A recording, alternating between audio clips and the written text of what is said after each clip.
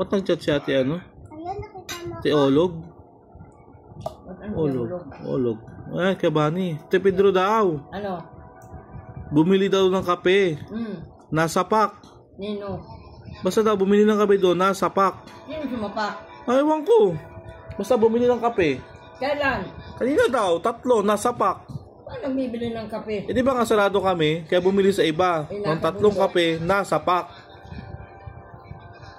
Sino sumapak? Mamalay ko dyan. Masapak din yung sumapak. Diyos ko.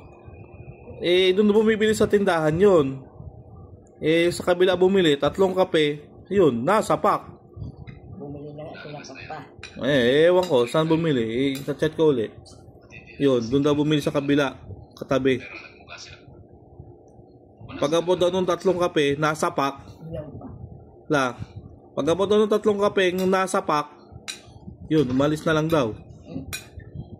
Pati ko sa pakinting yan, patulang ko.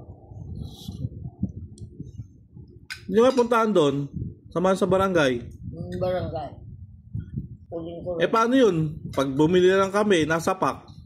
Hindi sa pasin mo rin sumapak. Tignan nyo, chat ni Ate Ologo.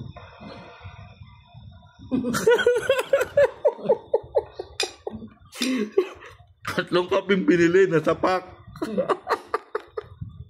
Sa pasin mo rin. 3 kaping nga, nasa pack. Nalagay sa pack.